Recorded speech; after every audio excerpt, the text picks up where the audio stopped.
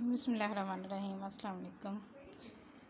गुफ्तगू को स्टार्ट किया हुआ मैंने। गुफ्तगू बाय वासिफ़ अली वासिफ़, ये उनके लेक्चर्स हैं जो कि बुक शेप में लिखे गए हैं और सवाल जवाब की शक्ल में है। और इसका चैप्टर 1 गुफ्तगू जो बुक 1 है उसका चैप्टर 1 में पहले पिछले उसमें पकड़ चुकी हूँ और अब आज चैप्टर 2 शुरू करते हैं। बहुत इंटरेस्टिंग सवाल है जो कि हर किसी के माइंड में आता है और इनके जवाबात इतने सेटिस्फैक्ट्री हैं कि कोई भी सुने पढ़े तो वो यकीन कर ले कि इन सवालों के जवाब यही होंगे।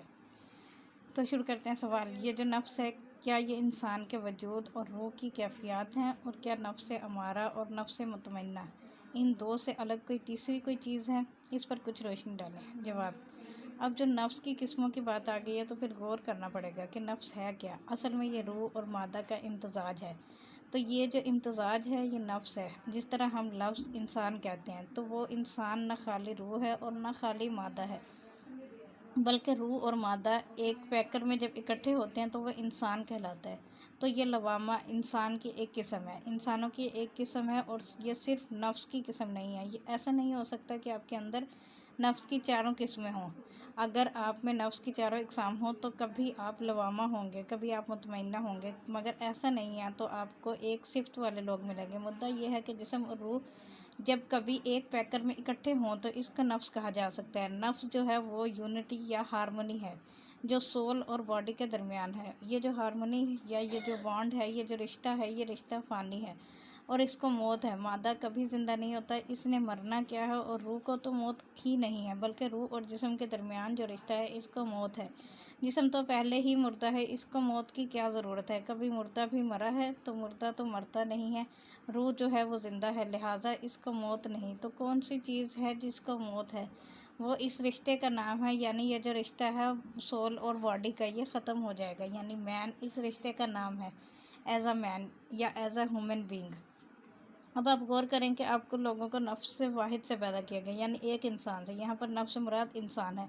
तो कुल्लू नफ्सिन ज़ायक़ातुल मौत, जहाँ तक सारे इंसान हैं वो सब इंसानी पैकर में है और ये बॉडी और सोल का कम्बिनेशन है। इसने एक दफ़ा मौत को ज़रूर चखना है।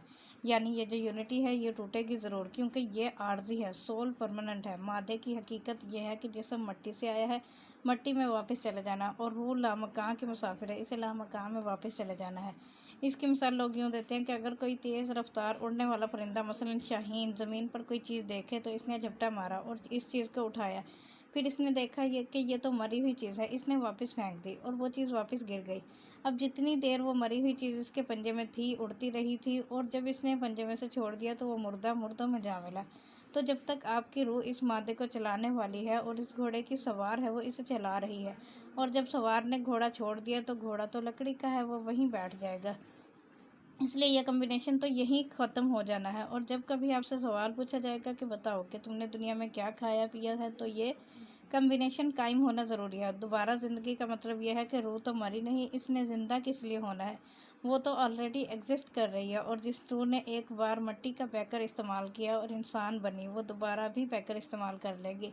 तो फिर आप इस फॉर्म में आ जाएंगे और इस कैफियत में आ जाएंगे। क्योंकि अगर कोई इंसान दाना है और वो दाना एक गलती करे तो इसकी दानाई में एक सवाल हो सकता है। अगर बूढ़े हो गए हैं और बचपन में आपने कोई गलत काम किया था तो इसका आप सवाल नहीं कर सकते कि तुमने क्यों किया। उसे अगर यूँ कहें कि जब तू बच्चा था तो ये काम करके भागा क्यों था, तो वो कहेगा वो तो बच्चा था, मैं कहाँ था, भागा तो बच्चा था, बच्चा जब ख़त्म हो गया। तो अब आप इससे बचपन के बारे में सवाल नहीं कर सकते, क्योंकि अब वो बचपन नहीं है। तो जिस उम्र में आपसे कोई गलती सरजद हो गई है तो इसी उम्र में सवाल होगा। आपके अमाल की बाज़ इस वक्त होगी जब आपका अमाल की कैफियत अता की जाएंगी। यानी जिस वक्त आपसे पूछा जाएगा ये बात क्यों की है, तो फिर आपको वही हालत अता की जाएगी। अल्लाह ताला ने इरशाद फरमाया कि आपको दोबारा इसी जामे में, इसी हालत में पेश किया जाएगा ताकि आप जवाबदेह हों। तो बचपन के अमाल बचपन के अंदर, आपके बचपन के बारे में जब पूछा जाएगा तो आपको बचपन देकर पूछा जाएगा, और जवानी के बारे में जब पूछा जाएगा तो जवानी देकर पूछा जाएगा, क्योंकि पहले जवानी में आपसे अमल हुआ है। अब अल्लाह करीम ने ये फरमाया है कि मैंने पहले जवानी दी है, दोबारा जवानी देकर पूछ लूँगा। बूढ़े आदमी से जवानी के अमल नहीं पूछ सकते। पूछेंगे कौन आदमी था, कहेगा जवान था। अगर जवानी के अमल में बारे पूछा जाएगा तो तूने इतना खाया पिया क्यों था, तो वो कहेगा पहले बदहज़मी है, खाने पीने का जिक्र कहाँ से कर रहे हो। इसलिए जवानी की हालत में जवानी का सवाल होगा, बुढ़ापे की हालत में बुढ़ापे का सवाल होगा। जब ये पूछा जाएगा कि तुमने औलाद के साथ क्या नेकियां की हैं, तो फिर आपको साहिब औलाद बनाकर पूछा जाएगा। गोया कि अल्लाह करीम जब ज़िंदगी के बारे में आपसे सवालात करेंगे तो ज़िंदगी की बतदरीज नफ्स की हालतों में सवाल होंगे। ये नहीं कि किस उम्र की बात है और किस उम्र में पूछ रहे हैं। कहेंगे वो जो सामने दरख्त है, तूने इसका फल क्यों तोड़ा था? कहता है अब तो बिनाई ही नहीं है, अब दरख्तों की बात क्यों कर रहे हो? तो ये सवाल बिनाई देकर पूछा जाएगा। लिहाजा साइल को, कैंडिडेट को, जिसको सवाल मुहासबा होना है, इसको इस हालत में रख कर पूछा जाएगा कि अब बता कैफियत क्या है। इस वक्त तो तुमने गौर नहीं किया, लेकिन अब तो मैं मौजूद हूँ, अब गौर करके गलती है कि नहीं है। तो वो कहता है कि गलती हो गई है, तुमने पहले गलती क्यों ना मानी? फिर वो कहता है जी माफ़ी दे दें, तो इसका कुल माफ़ हो जाएगा। अल्लाह करीम जो है वो ऐसे छोड़ेगा नहीं, यानी रियलाइज़ ज़रूर कराएगा। अब आप ये नहीं कह सकते कि जवानी में ये वाक़या हो गया था या बचपन में, तो जवानी देकर पूछा जाएगा। और पहले ही अल्लाह ने आपको इत्तला की हुई है कि अल्लाह है, और जो लोग अल्लाह को गायब समझकर उससे डरे, ये लोग अल्लाह को हाजिर समझते हैं। मकसद ये है कि अल्लाह से लोग डरते हैं और अल्लाह को गायब समझकर डरते हैं, वो लोग बड़े ईमान वाले हैं। यानी कि अल्लाह को ये जानते हुए कि अल्लाह मौजूद है, अगरचे वो हमारी निगाहों में नहीं है, इसको इस तरह गायब समझकर डरते हैं, तो ये लोग बड़े ईमान वाले हैं। और इस वक्त अल्लाह हाजिर होगा और निगाहों के सामने मौजूद होगा। फिर आपको मालूम होगा कि क्या फ़र्क था कि अल्लाह की इत्तला अल्लाह के बारे में जो थी, इस वक्त तुमने ऐसा महसूस ना किया, और अब अल्लाह मौजूद है। ज़ालिकल यौमुल हक़, आज का दिन हक़ है। अब बताओ क्या ऐसा काम क्यों हुआ? अब आप ये नहीं कह सकते कि पता नहीं क्या था और क्या नहीं था। फिर आप अपनी गलतियों को इस वक्त रियलाइज़ करेंगे। इसलिए वो लोग मोमिन कहलाएंगे जो गायब मानने के बाद उस कैफियत में डरे। आप जिसको गायब कह रहे हैं वही तो हाजिर है, और जिसे हाजिर समझ रहे हैं ये गायब है। तो जिसको आप गायब समझ रहे हैं हकीकत में वही हाजिर है, और जिस चीज़ को आप हाजिर समझ रहे हैं इसने गायब हो जाना है, क्योंकि ये फ़ानी है और अल्लाह बाकी है। बाकी हमेशा हाजिर है और फ़ानी हमेशा ही गैर हाजिर है। लिहाजा इतना सा फ़र्क आप तय कर लें तो आपको नफ्स की पहचान हो जाती है कि नफ्स है क्या। तो नफ्स की पहचान की स्टेजेस के ज़माने हैं, इर्तिका के ज़माने हैं, अमाल के ज़माने हैं और अफ़आल के ज़माने हैं। यानी जिस्म, रूह और मादे का कम्बिनेशन है जो है। इस जिस्म पर अमाल, इर्तिका और फ़आल के ज़माने, ये सारे नफ्स के ज़माने हैं।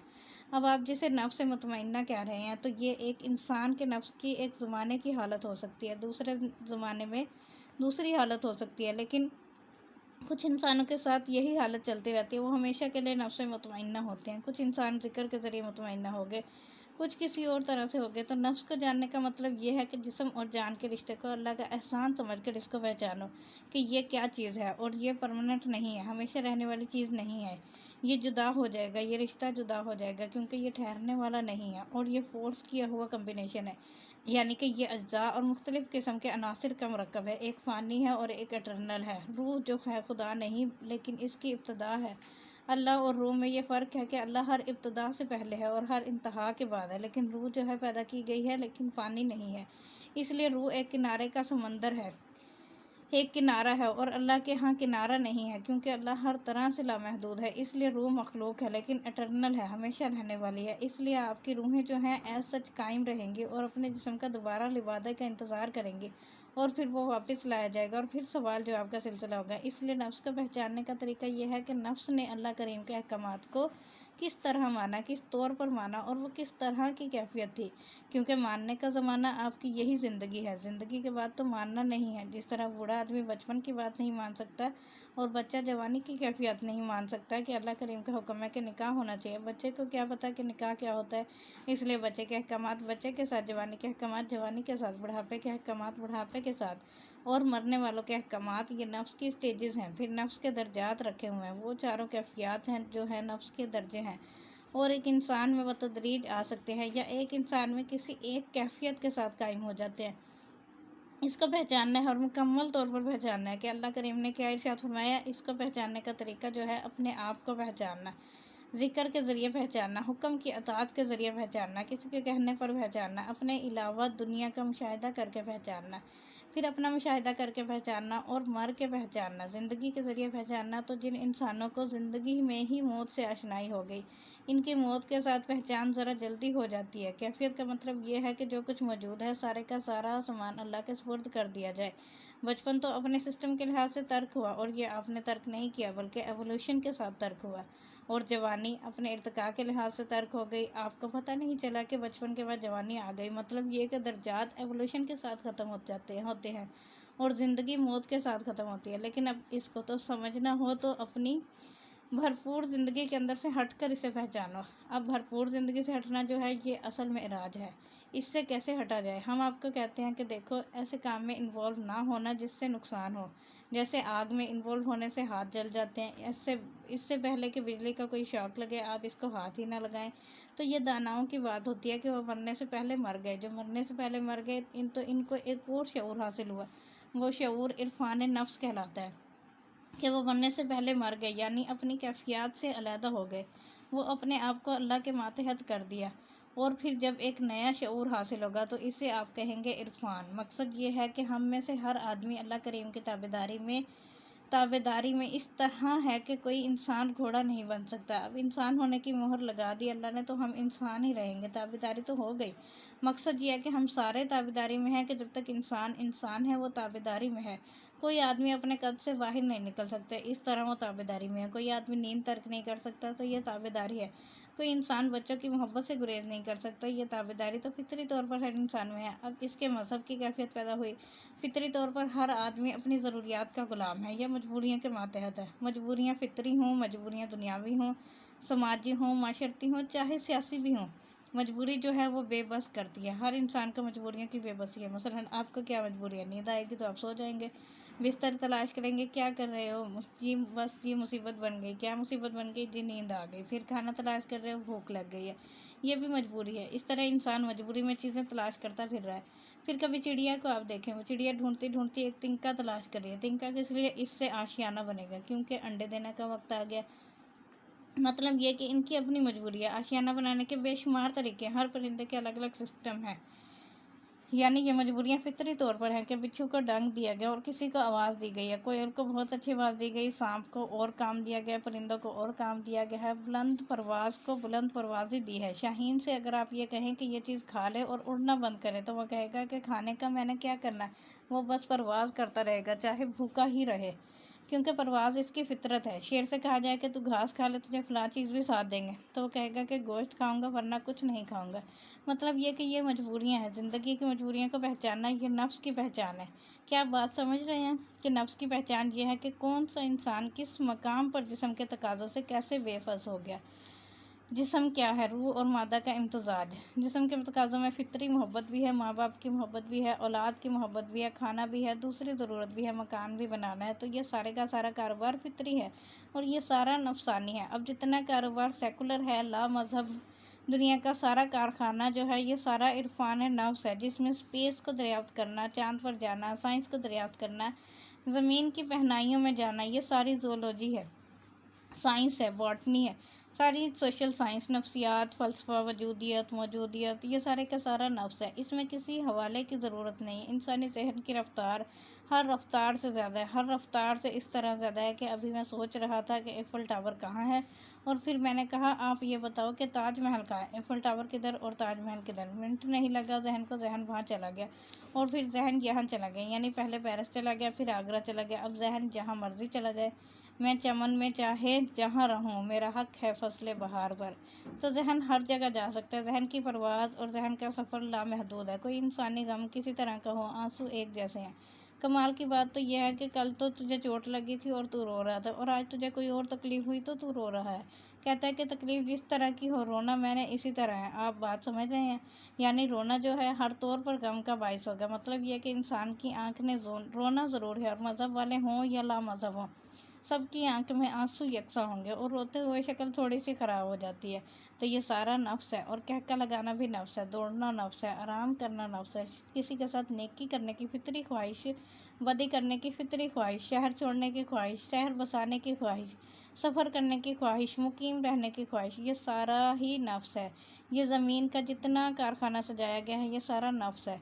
फिर कहते हैं कि अब इस कम्बिनेशन को छोड़ के देखो और कभी रूह का ज़्यादा ख्याल रखो। फिर लोगों ने क्या काम किया? जिसको लागिर करके देखा, ये देखने के लिए जिस्म को लागिर किया कि घोड़ा अगर ना हो तो क्या सवार भी चल सकता है, तो जिस्म को लागिर किया। फिर सवार को देखा तो मजबूत है। अब ये रूह की दुनिया है। यानी जिस्म को लागिर करके देखा, जिस्म को कमज़ोर करके देखा, फाका करके देखा, तो फिर अंदर ताकत महसूस हुई, रूह की ताकत महसूस हुई। अगर रोज़े रखो या फाका करो तो रूह के लिए तकवीयत होगी। कम सोना शुरू कर दो, रूम में तकवीयत हो जाएगी। कम बोलना शुरू कर दो, रूम में तकवीयत हो जाएगी। सारे पट बंद कर दो, यानी वजूद के जितने भी सुराख हैं, सारे दरवाजे जो हैं सबको बंद कर दो, यानी जितने भी अपर्चर्स हैं सारे बंद कर दो, जिस्म के दरवाजे बंद कर दो। तो फिर आपको निरंजन खुद ही ब खुद ही आएगा, निरंजन खुद ब खुद ही आएगा। क्यों नहीं होगा? अगर आंख बंद रखो बिनाई कायम है, मगर आंख बंद है तो नज़र आना शुरू हो जाएगा। समात कायम है मगर कान बंद है तो सुनाई देना शुरू हो जाएगा। जब सुनाई देना शुरू हो जाएगा फिर कान बंद करने के बावजूद भी समात कायम हो गई। ये सारा रूह का काम है। तो रूह की दुनिया जो है वो जिस्म के अफ़आल को, अक़वाल को एक और अंदाज से पहचानना है। नफ्स को पहचानने के लिए जब इंसान रूह की दुनिया में आता है तो फिर नफ्स को डिक्टेट करना शुरू करता है। डिक्टेट का मायने हुक्म लगाना। नफ्सानी दुनिया में यानी नफ्स की दुनिया में खाना खाओगे तो सेहत कायम रहेगी, और रूह की दुनिया में खाना ना खाओ तो सेहत कायम रहेगी। नफ्स की दुनिया में जो सोएगा वो सेहतमंद होगा, और रूह की दुनिया में जो सोएगा वो बीमार हो जाएगा।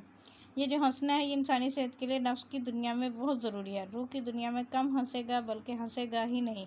अल्लाह का फरमान है कि वो कम हंसते हैं और रोते ज़्यादा हैं। गोया कि नफ्स की दुनिया और पैमाना है और रूह की दुनिया और पैमाना है। ये पुराने मज़ाहिब इस्लाम से पहले के मज़ाहिब रूह तक, रूह के ऐलानात तक ले आए हो। ये इस्लाम से पहले की बात है, और मज़हब से पहले का ज़माना जो है, यानी मज़हब ना शामिल हो तो फिर अगर इंसान मेहनत करे, गौर फिक्र करे तो इंसान कहाँ तक पहुँचेगा? नफ्स की पहचान तक पहुँचेगा। अगर इस्लाम से पहले के मज़ाहिब पर इंसान गौर करेगा, यानी ईसाईयत, हिंदू मत, बौद्ध मत, तो ये सिर्फ रूह की पहचान तक है। इस्लाम ने इसमें जो इजाफ़ा किया वो ये है कि इसने कहा बात ये है कि तुम ठीक कह रहे हो कि नफ्स की पहचान भी होनी चाहिए, रूह की पहचान भी होनी चाहिए, मगर इस सारे के अंदर एक नई चीज़ है। कभी आपने गौर किया कि मादा तो मादा है, रूह तो रूह है। रूह और मादे की जो कैफियत हैं ये भी हैं, लेकिन एक और चीज़ पर गौर करो कि तेरी आँख के अंदर एक बिनाई है और कायनात के अंदर एक रोशनी भी है।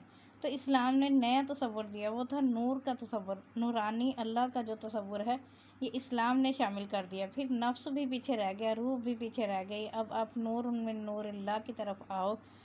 आप मेरी बात समझ रहे हैं? ये पहचान का सबसे इंतहाई दर्जा है कि आप नूर का पहचानो। मसलन ये कि ये कायनात मरका नूर है, यानी कि मरका वजूद था तो वजूद तो था ही सही, और मरका रूह आपने देखा कि इसके अंदर चलता फिरता जहान है, लेकिन असल में ये कायनात मरका जमाल है। अब जमाल को जब पहचानना है तो रूह, मादा और नफ्स सारे ही इसके ताबे हो गए, क्योंकि आगे जमाल है और जमाल के आगे कुछ और नहीं है। तो ये इशाक की दुनिया है, ये लगन की दुनिया है।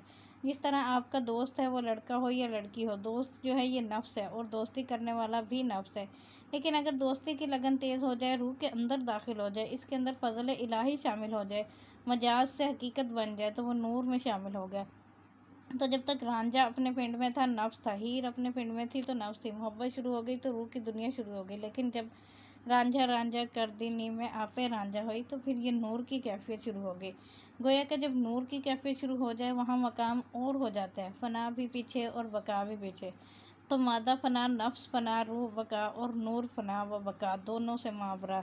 अब आपको बात समझ आनी चाहिए कि हम जब तक अल्लाह की सिफ़ात की पूजा करते हैं तो हम ज़्यादा से ज़्यादा बका की पूजा करते हैं। बका से मावरा की तरफ हम नहीं जा सकते। हम सिफ़ात मान रहे हैं कि अल्लाह करीम को राज़िक होने की हैसियत से माना, मुझे रिज़्क मिल गया, अल्लाह करीम की बड़ी मेहरबानी होगी। अगर आप इससे बुलंद होकर देखो तो नूर का मकाम है, जहाँ ना रिज़्क है, ना लेना है, ना देना है। ये तो नूर की कैफियत है। अल्लाह तो अल्लाह है। अल्लाह जो है ये मज़हब से बुलंद है। अल्लाह ने आपके लिए इस्लाम रखा, आप इस्लाम में रहो, क्योंकि आपको हुक्म में रहना है। आपके लिए इस्लाम का हुक्म है। लेकिन इस्लाम के अलावा भी कायनात है। अब चाँद तो मुसलमान है कि काफिर? आप बताओ, चाँद ना मुसलमान है ना काफिर। अब अगर चाँद से मोहब्बत हो गई तो आप चाँद में मस्त हो गए, आप ना काफिर रहे ना मोमिन रहे। सूरज से मोहब्बत हो गई तो ना आप काफिर रहे ना मोमिन रहे। कायनात से मोहब्बत हो गई, ना आप काफिर रहे ना मोमिन रहे। यानी खालिक की तख्लीक से, ये मखलूक से हम रंग यक रंग हो गए। जब हम रंग यक रंग हो जाए तो आपका मज़हब क्या हो गया? आप मज़हब से मावरा हो गए। और ये इतना मुश्किल मकाम है कि इसके अंदर इंसान सर के बल गिरता है। साथ ही यहाँ पर वार्निंग है। इसलिए बड़े बड़े फ़कीर जब अपनी मस्ती में बुलंद होते हैं तो कह जाते हैं, काफिर इश्क हूँ मैं, बंदा इस्लाम नहीं हूँ। और फ़क्र सिखाने वाले पीर खाने के लोग कहते हैं कि हमें कोई पता नहीं है कि क्या है कुफर और क्या है इस्लाम। हम तो एक ही बात जानते हैं कि अल्लाह का अमर चल रहा है, और वो चाहे तो इस्लाम ही इस्लाम है और वो चाहे तो कुफर ही कुफर है। हम काफिर को मारते रहें और आप इसे खुराकें देते रहें, आप इन्हें असला देते जाएं और हम बद्दुआ देते जाएं। तो बद्दुआ क्या करेगी, अल्लाह मारना चाहे तो खुद ही मार दे। अब आप ये गौर करें कि अल्लाह के बारे में इंसान का जो नुक्ता नज़र है, ख्याल है, वो हर इंसान का अलग है। हालांकि अल्लाह एक है। जिस इंसान को माप के तोल के खुराक मिली है वो कहेगा कि अल्लाह बहुत डाढ़ा है, और जिस इंसान को बगैर हिसाब के मिलेगा वो कहेगा अल्लाह ही अल्लाह है, रोन के ही रोन के हैं। ये इसलिए कि इसे बगैर हिसाब मिला है। अब जिस आदमी को शक्ल खूबसूरत मिली है वो कहेगा कि अल्लाह बड़ा सखी है। अगर शक्ल में ज़रा कमज़ोरी मिली है तो वो कहेगा कि अल्लाह करीम पता नहीं कि क्या करता रहता है। और अगर इस शक्ल को चाहने वाला मिल जाए तो साथ ही इसी शक्ल का शुक्र अदा करता है। इसलिए अल्लाह करीम ने एक बात बताई है कि दीन की पाबंदी में ये दीन के मकामात हैं, और अल्लाह आप इन मकामात से बुलंद है कि हमारा मुंह खाना काबा की तरफ है और अल्लाह तुम्हारे दिल में। और अगर ये बात हो कि मोमिन का दिल अर्श अल्लाह है, तो फिर आप दिल की दुनिया में दाखिल हुए। फिर आप बाहर के मुसाफिर तो न रह गए, बल्कि आप तो अंदर के मुसाफिर हो गए। अब यह मकाम अजीब सा मकाम है कि अल्लाह को दरियाफ्त करना है। अल्लाह के हवाले से हम सिफ़ात के हवाले से दरियाफ्त करते हैं कि ये कहार है, ये जब्बार है, ये रऊफ़ है, ये रहीम है, ये गुनाह है, ये माफ़ी है, ये गलती है और ये तौबा है। अल्लाह करीम इन सब से मावरा है, बुलंद है। अब अल्लाह की सिफ़ात को मानने वाला सिफ़ात तक पहुँचेगा, और सिफ़ात जो है इससे मुतज़ाद भी अल्लाह की ही हैं।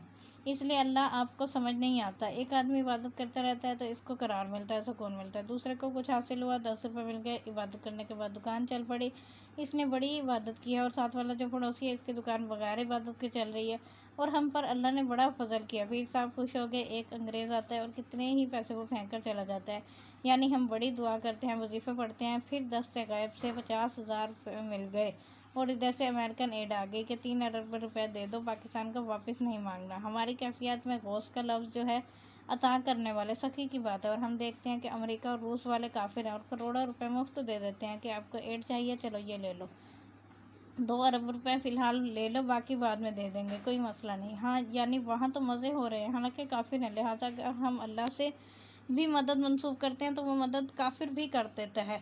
अल्लाह शिफा देने वाला है तो यूसीएच क्या कर रहा है, यानी अमेरिकन हस्पताल। तो आपको हस्पताल की ज़रूरत क्या अगर अल्लाह शिफा देने वाला है? गोया कि या तो हमें ये यकीन नहीं है कि अल्लाह शिफा देता है, या फिर हस्पताल भी शिफा देता है। अगर हस्पताल भी शिफा देता है तो फिर आप ये ना कहो कि अल्लाह शिफा देता है। शिफा का ताल्लुक डॉक्टर के साथ है और अल्लाह का ताल्लुक किसी और बात से है। आपको बात समझ आई? अब बड़ी मुश्किल से बच्चे मेडिकल कॉलेज में दाखिल कराते हैं, गोया के डॉक्टर बनेगा, शिफा होगी और मरीज़ों का पैसा भी साफ़ करेगा और बीमारी भी साफ़ करेगा, यानी दोनों काम करेगा। जो भी सिफ्त आप अल्लाह की बयान करें, कोई सी भी आप बात करें, वो सिफ्त कहीं ना कहीं इंसानों में पाई जाएगी। अल्लाह ज़ात जो है वो सिफ़ात से मावरा है। अल्लाह करीम ने आपके समझने के लिए कुछ सिफ़ात बताई हैं कि मैं माफ़ करने वाला हूँ, रऊफ़ हूँ, रहीम हूँ, और अव्वल भी हूँ, आखिर भी हूँ, ज़ाहिर भी हूँ, बातिन भी हूँ।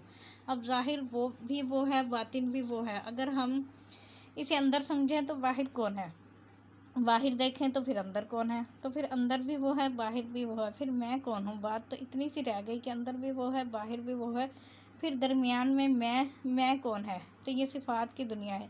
और अगर आप ज़ात की दुनिया में दाखिल हो जाएं तो जलवा ज़ात से ज़ात की दुनिया में पहुँचने वाला मकाम नूर से मुतारिफ़ होता है।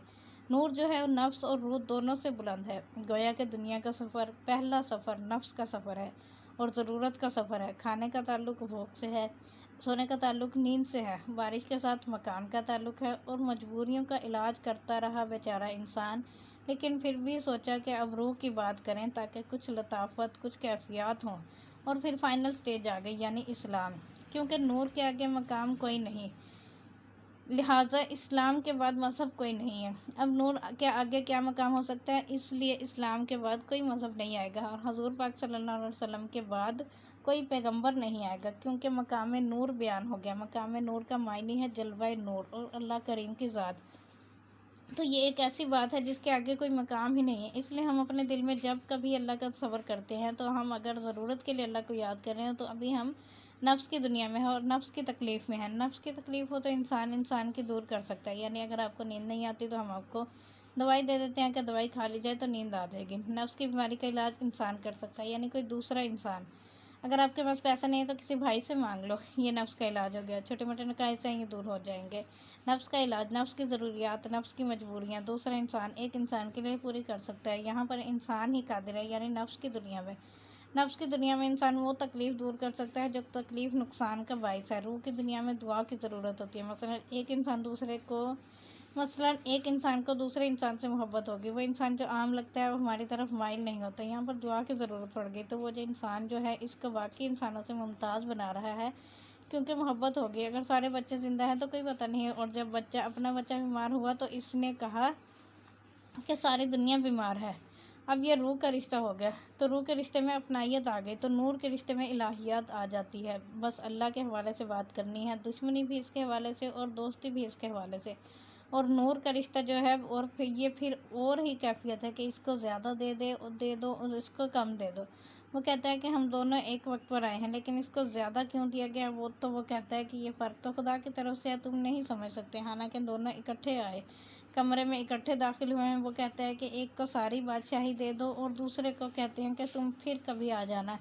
इसमें इंसाफ की बात नहीं होती, बल्कि इसमें मशीयत की बात होती है। यही वजह है कि अमीर खुसरा जाए तो ये दिलबर होकर बाहर निकले, और बाकी लोग जाएं तो फिर वो खाली रह जाए। वहाँ और कैफियत होती हैं। इलाहियात के हिसाब से नूर की दुनिया में अल्लाह का मंशा है। इस्लाम के अहकामात जो है ये दरमियाने लोगों के लिए हैं, ताकि आपकी रूह दुरुस्त रहे, आप साफ़ सुथरे रहो, एक मिल्लत बन जाओ, दुनिया में कामयाब हो जाओ। ये तो कोई काम नहीं कि मुसलमान हिंदुओं पर हावी हो जाए और हिंदू कलमा पढ़ ले और मुसलमान हो जाए।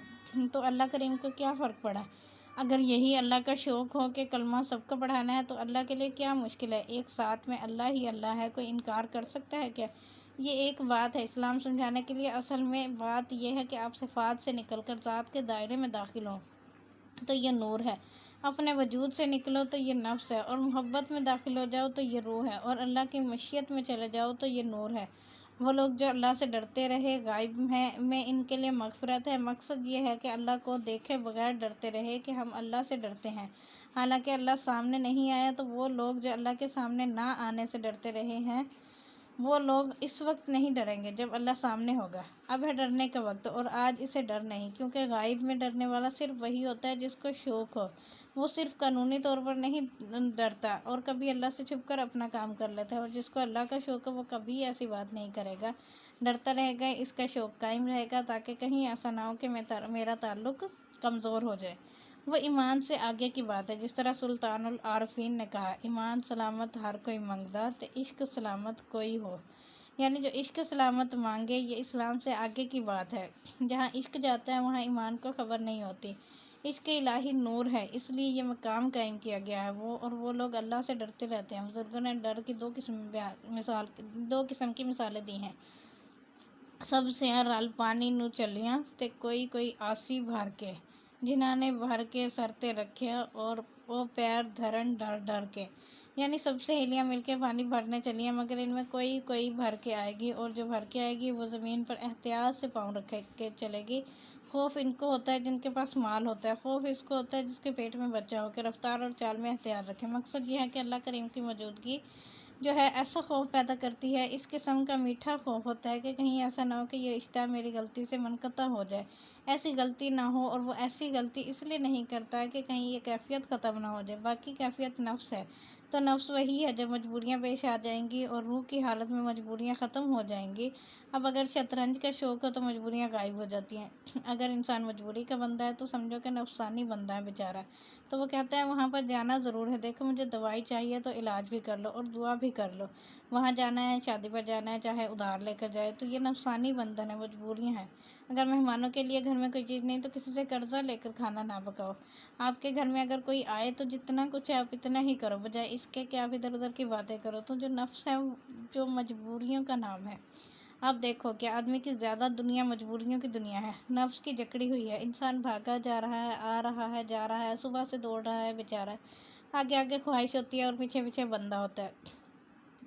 कभी मजबूरी आगे आगे भागती है और बंदा पीछे पीछे होता है। कभी मजबूरी चाबुक लिए पीछे आती है और बंदा आगे आगे भाग रहा होता है। मजबूरी के हाथ में कूड़ा भी है और ये भागती है और ये भगाती है इंसान को कि इधर जाओ उधर जाओ। फिर वो सोचता है कर्जा देना है, मजबूरी है, फिर कोई बात याद आती रहती है, ये सोचने की मजबूरी है। तो मजबूरी चैन से नहीं बैठने देती, और यह सारी नफ्स की बात है। अगर दोस्त मिल जाए मजबूरी बेशक कायम हो तो चैन आ जाता है। मजबूरी वही है, गरीब ही है, अमीर नहीं हुआ, लेकिन दोस्त मिल गया। कहता है जी दोस्त मिल गया, अब गरीबी का डर नहीं। हालांकि दोस्त कोई पैसा तो नहीं है, लेकिन वो कैफियत बदल गई।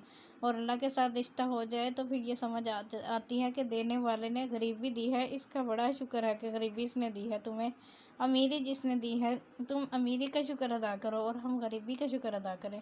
चिट्ठी तो एक तरफ से आई है, तेरी चिट्ठी पर और लफ्ज़ लिखे हुए हैं, जबकि मेरी चिट्ठी पर और हर्फ लिखे हुए हैं। इसलिए अगर भेजने वाला एक ही है तो चिट्ठी जो भी आई है शुक्र की बात है। इसलिए इन लोगों को जो मंशा आशना होता जाते हैं, इन्हें और लुत्फ़ आ जाता है, मजबूरियाँ ख़त्म हो जाती हैं और वो ऐसे निज़ाम में दाखिल हो जाते हैं कि वहाँ कायनात में आज़ाद होते हैं। पाबंदियों के बावजूद वो पाबंद नहीं होते। कहता है कौन? जवाब दिया इज़राइल। बिस्मिल्लाह जी, थोड़ी सी चाय तो पी लो, फिर तुम्हारे साथ चलते हैं। मतलब ये कि इतना ही फ़र्क होता है इनको, और कोई लंबी चौड़ी पाबंदी नहीं होती कि ठहर जाओ, कोई चाबियाँ उठा लूँ, कोई वसीयत कर लूँ। तो कैसी वसीयत और कैसे नाम है, बस वहाँ चले जाओ कि वहाँ पहले ही इंतज़ार है। ये होती है नूर की दुनिया। इसलिए आधी दुनिया मजबूरियों की दुनिया है, नफ्स की दुनिया है, और कम लोग हैं जो वाबस्तगी की दुनिया से वो हैं। वो रूह होती है और मज़हब से ताल्लुक़ होता है। फिर इस्लाम के ऊपर अल्लाह ताला का फजल करम है कि इसमें नूर दाखिल हो गया, कि अल्लाह की तरफ से किताब भी आई, रूह भी आई। यानी कि इस्लाम के अंदर हज़ूर पाक सल्लल्लाहु अलैहि वसल्लम की मोहब्बत जो है ये आपका नूर आशना कराएगी। अल्लाह की मोहब्बत पाबंदियाँ कराएगी। अल्लाह की मोहब्बत जो हुई, सजदे करके माथा घिस गया, बंदगी कर दिया, मथड़ा घिस गया। ये एक मकाम है अल्लाह करीम की मोहब्बत का। और जब आपको हुज़ूर पाक सल्लल्लाहु अलैहि वसल्लम से मोहब्बत हो जाएगी तो फिर आपको एक और कैफियत महसूस होगी। फिर आपको पता चलेगा कि कायनात जो है ये मरका नूर है, मरका जमाल है, बल्कि सारी की सारी ऐन नूर है। फिर इसके बाद ये कायनात मज़हर अनवार है। जब मज़हर अनवार तक आप पहुंच जाएंगे तो फिर आपको बात समझ आ जाएगी।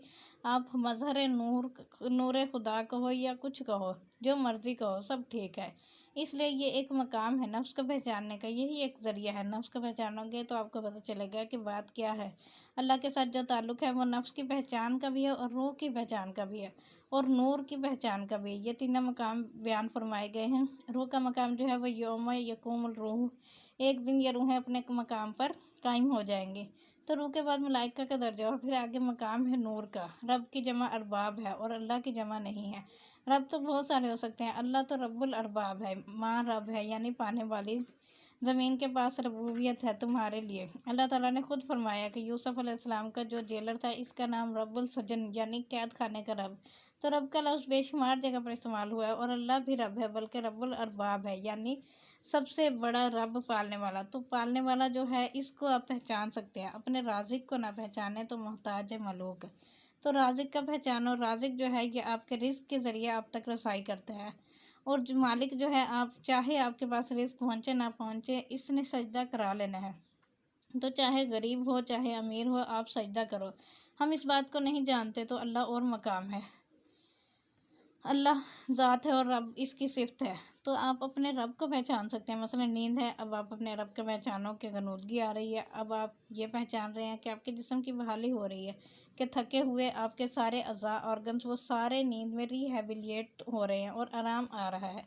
अब ये बग़ैर खुराक के हो रहा है और आप दोबारा रिस्टोर होते जा रहे हैं। तो आप रब का पहचानो कि अल्लाह करीम ने क्या सिस्टम बनाया है और इसका प्रचार करते रहो। फिर जब आप इबादत के हवाले से चलेंगे तो अल्लाह आपकी तो आप अल्लाह की इबादत करेंगे। रब का मकाम और है, रब है पालने वाला, सारी कायनात का रब की तारीफ़ करते हैं और इबादत अल्लाह की करते हैं, रब की सना है। फिर वो अल्लाह ही है। मेरा मतलब है कि वही पालने वाला है, पैदा करने वाला, ठहराने वाला, कायम करने वाला, सस्टेन करने वाला, मेंटेन करने वाला, क्रिएट करने वाला, रिक्रिएट करने वाला। तो वो रब ही है और वो है अल्लाह ही। लेकिन रब इसकी एक सिफ़त है, रहीम अल्लाह भी है, रहीम अल्लाह के महबूब सल्लल्लाहु अलैहि वसल्लम भी हैं। मकसद ये है कि सिफ़ात जो हैं ये इंसानों में भी हो सकती हैं। मसलन पालने वाली सिफ़त, इसलिए इनको हवाले से आप अल्लाह की रसाई चाहो कि अल्लाह ताला क्या है। अल्लाह की रसाई आप समझ नहीं सकते जब तक आप किसी जानने वाले से ना पूछो। और जानने वाले इस कायनात में सिवाय एक हस्ती के कोई और हस्ती नहीं है। बस बाकी सारे अंदाज़े हैं, बाकी सिर्फ अंदाज़े ही हैं। और इन अंदाज़ों के हवाले से बचने के लिए आप ये कहो कि जानना इन्हीं का मुबारक और हमें मानना मुबारक। वो जानते रहें और हम मानते रहें, हम तो मानने वाले लोग हैं। इसलिए आसानी किया कि अल्लाह करीम ने जो इरशाद फरमाया वो मंजूर है, समझदारी मंजूर करने में है। क्योंकि हम कहाँ पहचान सकते हैं कि क्या मफ़हूम है। इसलिए मार्फत इलाही मुश्किल है। फरिश्ते जो हैं वो एक सिफ्त के कैदी हैं। जो फरिश्ता रुकू में है वो हमेशा रुकू में रहेगा, और जो सजदे में है वो सजदे में रहेगा। ये उनकी इबादत है, लंबी इबादत, इसमें कोई चेंज नहीं है। वहाँ पर नफ्स नहीं है, लतीफ़ सी कैफियत है, और वो इसी हालत में हमेशा है। मसलन पहाड़ को फरिश्ता कह दिया जाए तो वो बेचारा एक हाल में खड़ा रहेगा। ये बिजली जो चमकती है साइका, अगर फरिश्ते का नाम साइका भी कह दिया जाए तो बेचारी हमेशा चमकेगी, एक सिफ्त की कैदी रहेगी। इसलिए कुछ लोग कहते हैं कि गाय को फरिश्ता कह दिया जाए तो जो हालत पहले वाली है वही रहेगी। सर झुका के चलने वाली, दूध देने वाली। अल्लाह करीम को आदम की तख्लीक के वक्त फरिश्तों ने कहा कि ये फसाद करेगा, तो वहाँ अल्लाह करीम का इरशाद है कि अन्नी आलमु मा ला तालमून, जो मैं जानता हूँ तुम नहीं जानते। गोया का फरिश्ते नहीं जानते। इसी तरह हर पैगंबर के ज़माने में अल्लाह करीम की तरफ से कोई ना कोई हुक्म सख्त आता रहा है कि ये तुम्हें नहीं पता। ये देखो, आदम अलैहिस्सलाम बहिश्त के अंदर मालिक थे, अकेले थे, हुक्म ना माना। फिर आदम अलैहिस्सलाम ने कहा कि माफ़ कर दें, गलती हो गई। ये इनकार नहीं था बल्कि गफलत हो गई। तो वहाँ से यहाँ आगे मकसद यह है कि मशीयत के क्या क्या मकामात हैं। जब अल्लाह ने कह दिया कि ये ना हो तो वो नहीं होना चाहिए था। इसी तरह किसी पैगंबर की वाज़ह तौर पर कोई दुआ मंजूर नहीं हुई, लेकिन सरकार सल्लल्लाहु अलैहि वसल्लम के साथ कभी ऐसा वाक़या नहीं हुआ। सरकार सल्लल्लाहु अलैहि वसल्लम ने कोई दुआ की ही नहीं जो मंजूर ना हुई हो, क्योंकि वो जानते हैं कि अल्लाह की मंशा क्या है। ये नहीं हो सकता कि सरकार सल्लल्लाहु अलैहि वसल्लम की ज़ात से, आप सल्लल्लाहु अलैहि वसल्लम की ज़बान से कोई बात निकले और वो ना हो। इस हद तक मशीयत आशना है। वाहिद ज़ात है जिनके लफ्ज़ की सदाकत कभी कमज़ोर नहीं हो। इसलिए इरफान इलाही का ये नूर मकाम आप सल्लल्लाहु अलैहि वसल्लम का ही है कि आप सल्लल्लाहु अलैहि वसल्लम इस मकाम तक पहुँचे। बाकियों ने अल्लाह करीम का जलवा दुनिया में देखा, आप सल्लल्लाहु अलैहि वसल्लम ने जलवे से ज़ात तक रसाई की। बाकियों ने ज़ात का जलवा देखा, आप सल्लल्लाहु अलैहि वसल्लम ने जलवे वाली ज़ात देखी कि वाहिद ज़ात आप सल्लल्लाहु अलैहि वसल्लम हैं, कि बाकी जलवे देखते रहे। ज़ाहिर जलवे सारे जलवे जैसे भी हैं अल्लाह के, और आप सल्लल्लाहु अलैहि वसल्लम ने जलवे वाली ज़ात का दीदार किया। इसलिए ये वाहिद आप सल्लल्लाहु अलैहि वसल्लम की ज़ात ग्रामी है जो इस मकाम तक पहुँची है। इसलिए आप सल्लल्लाहु अलैहि वसल्लम जानते हैं और हम मानते हैं। किस तरह पर्दा उठाएगा कोई इस राज से, बेखबर जिब्रील तक है आप सल्लल्लाहु अलैहि वसल्लम की परवाज़ से। आप सल्लल्लाहु अलैहि वसल्लम की ज़ात ग्रामी हर बुलंदी से बुलंद पस्त, हर आवाज़ का कद आप सल्लल्लाहु अलैहि वसल्लम की आवाज़ से। बस यही एक वाहिद ज़ात है कि अल्लाह करीम का इरशाद है कि अपनी आवाज़ों को आप सल्लल्लाहु अलैहि वसल्लम की आवाज़ से मध्यम रखना, वरना अमाल ज़ाया हो जाएंगे। यानी कि आवाज़ भी ऊंची नहीं निकालनी आप सल्लल्लाहु अलैहि वसल्लम के सामने। तो ये मकाम सिर्फ आपका ही मकाम है। आप सल्लल्लाहु अलैहि वसल्लम का फरमान है कि रब को पहचानने के लिए नफ्स की पहचान करो। इस तरह रब को पहचानना आसान है, तो अल्लाह की पहचान अल्लाह की अताअत ही होती है। सबके लिए ये जानना कोई लाजमी भी नहीं कि नफ्स क्या है, रूह क्या है और नूर क्या है। ये सबके लिए ज़रूरी नहीं है, लेकिन जिनके लिए ज़रूरी है इनके लिए बहुत ज़रूरी है। मकसद ये है कि यह दावत आम ओपन नहीं करते। ये वो लोग हैं और हम ये समझाएं कि ये चीज़ क्या है, चीज़ नहीं है, एक और किसे कहते हैं, ये वाक़यात क्या है। ये हर एक आदमी के लिए ज़रूरी नहीं है। जिसके मसाइल पर निगाह हो या गर्दिश लैल और नहार पर निगाह हो, ये इनके मसाइल होते हैं। जो साहिबान ज़िक्र हैं वो बताते हैं कि अगर ज़िक्र में कुछ धागा टूट गया तो वो धागा तुम जोड़ लो, तो ज़िक्र जो है ये मज़कूर का कुर्ब है। ऐन मुमकिन है आदमी ज़ाकिर हो, विर्द जारी हो और इससे गलती हो जाए, इसलिए कि इसका तसव्वुर सिफ़ात का है, ज़ात का तसव्वुर नहीं है। इसलिए ज़िक्र के अंदर गुम रहने वाला इंसान ज़रूरी नहीं कि जलवे से आशना हो। ज़िक्र करने वाले बेशुमार साइल फ़कीर मांगने वाले होते हैं। विर्द जारी होता है, ज़िक्र करते जा रहे हैं, मांगते चले जाते हैं। मुद्दा यह है कि ज़िक्र आपको एब्जॉर्ब करता है, महवियत देता है, मगर जब तक अंदर से सिफ़ात न बदलें ज़िक्र इस वक्त तक आपको कुछ नहीं देता है। जब आप मरने से पहले अगर मर चुके हों तो फिर ज़िक्र की कैफियत और है। तो ज़ात आशना होने के लिए एक और मकाम है। इसलिए ज़िक्र के साथ पीर का होना लाजमी है, जिसे तसव्वुर कहते हैं। तसव्वुर हो तो फिर बात और हो जाती है। इसलिए जो मकामात हैं गौर के, फ़िक्र के, ये रसाई वगैरह, ये हर एक का मसला नहीं है और ये किसी ज़माने में भी नहीं हुआ। तो ये सिर्फ कुछ लोगों के साथ होता है। आम मसाइल यही होते हैं कि ये क्या मसला है, मैं गुस्से में बीवी को ये क्या बैठा, अब कफारा क्या होगा, कुछ हालात मेरे ऐसे हो गए, खर्च ज़्यादा हो गया, आमदन से अब क्या क्या किया जाए। तो या तो वो खर्च कम करे या आमदन ज़्यादा करे, और अगर दोनों ही नहीं होते तो तीसरी बात यह है कि इसके लिए दुआ करो कि अल्लाह ताला इसके लिए कोई सबब बनाए। जिस आदमी का रिस्क ज़रूरत से कम हो गया, जैसा कि आम तौर पर हो जाता है, या तो इसकी कंपनसेशन करो। रिस्क अगर कम हो गया, जेब खर्च कम हो गया, तो फिर कोई और रिस्क आपको मिला होगा। मसलन ईमान का रिस्क मिल गया होगा, नूर का रिस्क मिल गया होगा, कोई दोस्त मिल गया जिससे गरीबी दूर होगी। हालांकि दोस्त भी गरीबी है, लेकिन ऐसा महसूस होता है कि गरीबी ख़त्म होगी। उसे देख के कहते हैं आप आगे कोई कमी नहीं रह गई, हालांकि कमी वही है जो पहले थी। इसलिए अल्लाह करीम कभी इंसान को अकेला नहीं छोड़ता। एक चीज़ होती है दोस्ती, और ये चीज़ कहीं ना कहीं मौजूद होती है।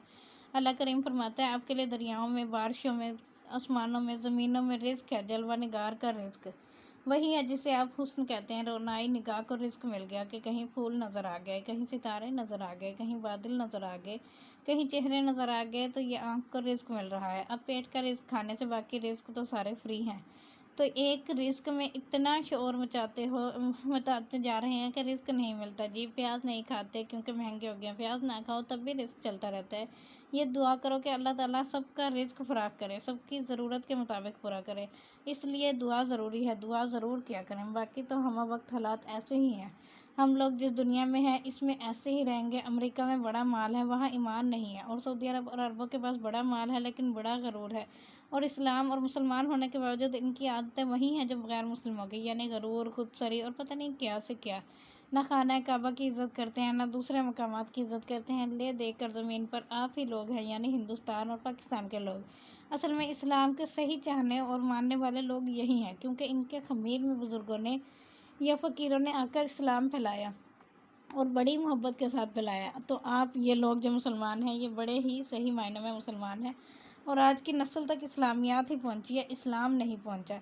और जल्द से जुलूस ही पहुंचे हैं, बेचारों के पास सही बात नहीं पहुंची। इनको भी समझा दिया जाए कि किसी वक्त जो आदमी अल्लाह के बारे में कुछ दरियाफ्त कर चुका है तो वो इसकी अपनी दरियाफ्त है, ये अंदाज़ा है, दूसरे पर मुसल्लत ना करे। अल्लाह करीम ने जिसका बादशाही दी है इसे दी है, तो फिर आगे से हम ये कह सकते हैं कि अल्लाह जिससे चाहता है ले भी लेता है। क्योंकि बादशाह अगर ये कहता है कि अल्लाह जिसको चाहे देता है, तो फिर हम ये कहते हैं कि अल्लाह जिससे चाहता है ले भी लेता है।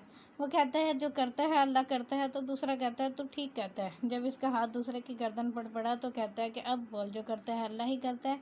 तो कमज़ोर आदमी ये नहीं कहता जो करता है अल्लाह ही करता है। ताकतवर यही कहता है कि ये अल्लाह की मर्ज़ी है जो कुछ हो रहा है। कमज़ोर आदमी का अगर बस चला तो ताकतवर को उड़ा देगा। इसलिए अमीर और गरीबों के और हवाले हैं। फिर भी इसके बावजूद पाकिस्तान में मोहब्बत के साथ इबादत करने वाले लोग इस्लाम में ज़रूर मिलेंगे। पाकिस्तान के अंदर गौर कर लो, शहरों में शहर लाहौर ही सबसे अच्छा है, फ़कीरों में भी सबसे बड़ा फ़कीर इधर ही है। दाता साहब भी, आप खुद ही इधर उधर देख लो, फिर आप खुद ही अच्छे हो। आप अपने आप की कदर करो कि आप अच्छे ज़माने में हो, आप अच्छी बातें कर रहे हो, अच्छा सोच रहे हो। ये ज़माना जबकि क़रीबुल वतनी का ज़माना है, फ़िक्र का ज़माना है, तफक्कुरात का ज़माना है। खाने में फैज़ नहीं है, पैसे कमज़ोर हैं, चाहे जितने भी हों, वफ़ा नहीं है, साथी नहीं है, बच्चे गुस्ताख हैं, बीवियाँ कहना नहीं मानती तो फिर मनवाती रहती हैं, ख़र्चे ज़्यादा है, आमदनी कम, बड़ी परेशानी का ज़माना है। इसके अंदर अगर आप इस्लाम और मोहब्बत की बात कर रहे हो तो बड़ी बात है, वरना ये तो परेशानी का ज़माना है। जो अखबार पढ़ता है वो अखबार की कीमत अदा नहीं कर सकता, क्योंकि महंगाई का ज़माना है। महंगी है हर चीज़। आपकी सारी आमदन में से पानी वाला बिल ले जाएगा, वापडा वाला बिल ले जाएगा, सुई गैस वाले ले जाएंगे, बस बिल ही चले जाएंगे, बचेंगे कुछ नहीं। अंदाज़ा लगाओ कि आपकी आमदन में डॉक्टर भी शामिल हो गया। खुराक तो खुराक है, दवाई भी खानी पड़ रही है, गोया खुराक के बजाय दवाइयाँ खानी पड़ रही हैं। फ़िक्र पैदा हो गई है, मजबूरियाँ ऐसी आ गई हैं कि बड़ी ही मजबूरियाँ हैं। गुमराही के मजमून में हर तरफ जिन लोगों ने गैब के साथ अल्लाह को माना और डरने वाले हैं, इन लोगों के लिए मगफ़िरत है। ये बात याद रखें कि आपके पास अल्लाह करीम का बहुत सा रिस्क नहीं आया, मनी ऑर्डर नहीं आया, लेकिन फिर भी आप डरते हैं, मानते हैं, ये मुबारक हो। अल्लाह करीम आपके हालात में बेहतरी करे, आपको भी आसानियाँ अता हों। ये तो मैं नहीं कहता कि आपके घर से तेल निकले, लेकिन ये माल तो आना चाहिए। एक आध बच्चा बाहर चला जाए, घर बैठे मिल जाए तब भी ठीक है। ज़रूर तुमने बच्चा बाहर भेजना है, जुदाइयाँ क्या करनी है, अल्लाह सबब बनाने वाला है। हाँ जी चुगताई साहब, और कोई बात मैं ये कह रहा हूँ कि हर चीज़ एक के लिए नहीं है, लेकिन जिनके लिए है इनके लिए बहुत ज़रूरी है। इसलिए इसका पैरामीटर बनाना बहुत ज़रूरी है। ये ख्याल बड़ा अरसा बहुत से लोग तलाश करते रहे हैं। अल्लाह ने मेहरबानी की है, आपको बैठे बिठाए बात मिल गई। तारीख़ में बहुत कम बल्कि चंद मकाम पर यह बात आई है जब कहा जाए कि सवाल करो, वरना आमतौर पर ऐसा नहीं हुआ। और ना तो लोग बताते हैं कि यहाँ पर सिर्फ ये सवाल करना है, यहाँ ऐसा नहीं है। चलो अब दुआ करो दिल से और सब के लिए, अल्लाह करीम सबको आसानियाँ अता फरमाए। सबसे पहली बात यह है कि आपके रिस्क में बरकत हो, और रिस्क में बरकत आ जाए तो बड़ी रहमत हो जाती है। तामुन करने वाले दोस्त बन जाते हैं, तो इसी ज़िंदगी के अंदर ही इनकलाब पैदा हो जाता है। अल्लाह मेहरबानी करने पर आ जाए तो बड़ी ही मेहरबानी हो जाती है, इसलिए जल्द हालात ठीक हो जाते हैं। अल्लाह ताला मेहरबानी फरमाए। सल्लल्लाहु ताला अला खैरि खल्क़िही व नूरि अर्शिही अफ़ज़लुल अंबियाइ वल मुरसलीन सय्यदिना व मौलाना हबीबना व शफ़ीना मुहम्मदिन व आलिहि व अस्हाबिहि अजमईन। आमीन बिरहमतिका या अरहमर राहिमीन। Thank you for listening. बाकी आगे अगले उसमें देखते हैं। अल्लाह हाफिज़।